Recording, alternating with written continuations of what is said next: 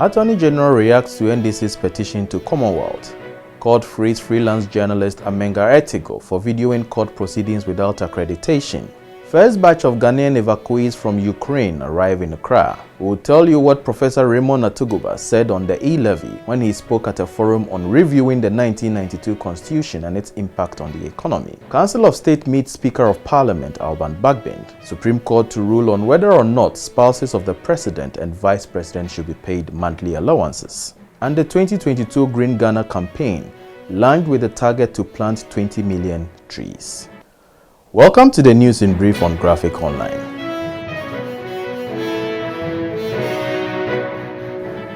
The Attorney General and Minister of Justice, Godfred Yeboah-Dame, today reacted to the National Democratic Congress's petition to the Common Secretariat on what it said was political persecution of its members.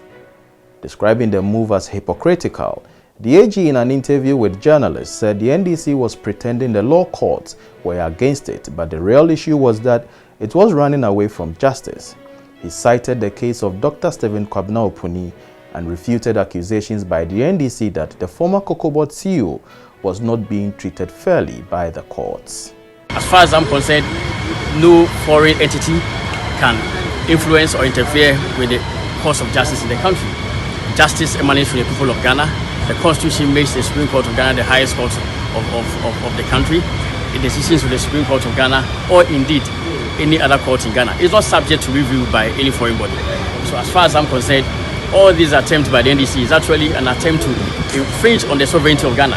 Sovereignty under Article 1 resides the people of Ghana. And I am saying that no amount of distraction will deter me from ensuring that justice is sought for the people of Ghana. And I think that rather than resorting to all these shenanigans, they ought to properly put their house in order, mount a credible defense to the action.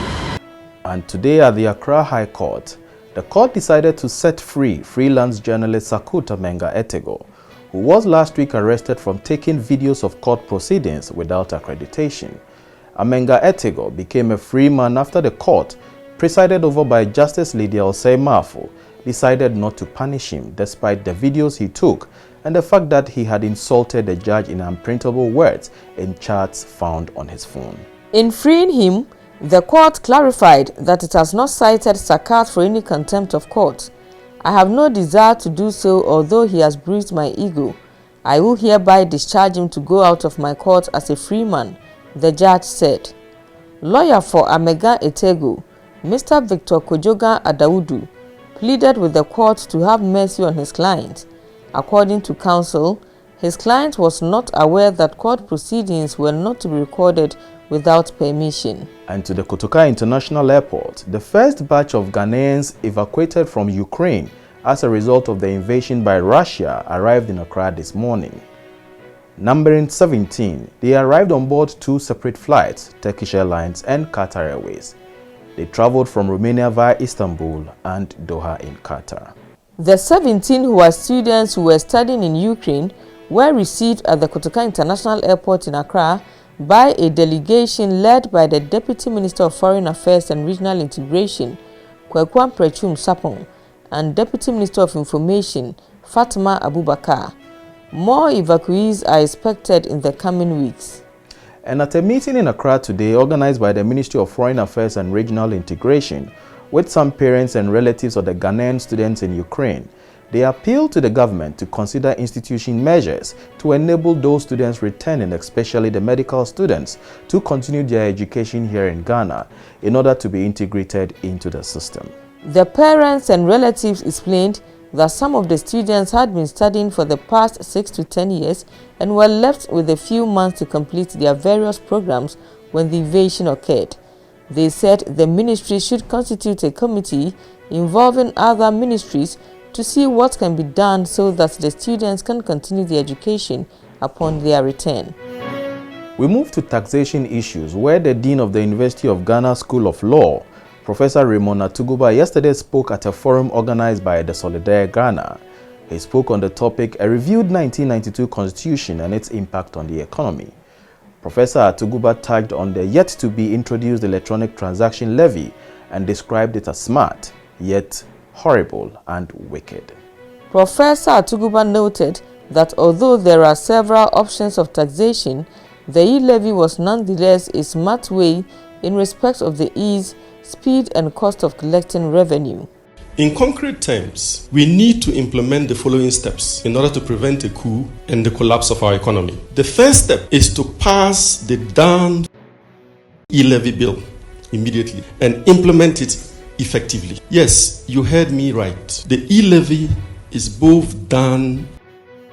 However, to prevent the collapse of the economy and a return to the stranglehold of the IFIs, we have no choice but to pass it. As someone has noted, President Nana Addo Dankwa Akufo-Addo will go down in history as, quote, the president of public debt, or, quote, the president of austerity, or maybe both. E-levy is the part of the presidency of austerity. The starting point for successfully passing the e-levy bill is for government to stop lying to us, the citizenry. Come clean. Confess that you had thought the job of managing the economy was simple. We Ghanaians are smart and empathetic and will gladly support the e-levy if this is done right. And at the same forum, Professor Atuguba also tagged on governance and proffered what he thinks Ghana ought to do to continue to be stable. He highlighted the increment of prices of goods due to the state of the economy and called on opinion leaders to speak on the matter. A big part of why certain coups succeed and others fail is the economy. What is the state of Ghana's economy today? At the level of the most irreducible idiomaticity, Ghana is broke. The Minister for Finance has weighed in very fine and polished English. He says something like, quote, the legitimate reality is that there is no money, unquote. At least he has confessed to us that there are some illegitimate realities.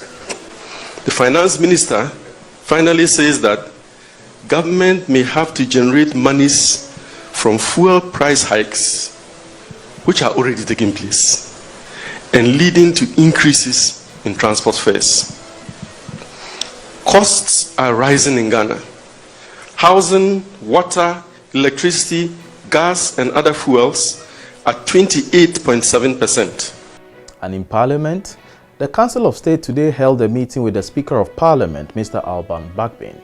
This was after the Council had earlier held separate meetings with the minority and majority caucuses. The Council pledged support to the Speaker and said while it was working behind the scene to ensure that he succeed during his tenure, it will also want the Speaker to ensure that he brings his vast experiences as the longest-serving Member of Parliament to bear on the work to promote peace, harmony, consensus building towards the attainment of national goals. The meeting was the final engagement with the leadership of Parliament and the Speaker to ensure that the House worked together for the common good of the nation and Ghanaians as a whole, devoid of tensions, acrimony and confrontations that had characterized deliberations in the 8th Parliament. And we take you back to the court, where the Supreme Court has set May 4th this year to rule on the case on whether or not the state should pay monthly allowances to the spouses of the President and the Vice President. There has been a public debate on the issue since it came out that the Professor Ntiamwa Committee on Emoluments recommended that the spouses should be paid monthly allowances. There are some who think that the spouses do not deserve the monthly allowances. Subsequently, 2 members of Parliament, Roxton Dafiamepo, Clement Apak and the private citizen Frederick Comey, took the matter to the Supreme Court for interpretation. The Supreme Court has therefore fixed May 4, 2022 for its judgment. And to wrap up, we bring you some green news. President Akufo-Addo today launched the 2022 Green Ghana Day with a target to plant 20 million trees. On 11th June 2021, when the maiden edition of Green Ghana Day was launched, not only did I plant a tree at Jubilee House, the seat of our nation's presidency, but I also promised that it will not be a one-off event. I indicated that it will form part of an aggressive afforestation program our forest cover and contribute to global efforts to combat climate change. In keeping with that pledge, I'm here today to launch the 2020 edition of Green Ghana Day. News in Brief was brought to you by Graphic News Plus.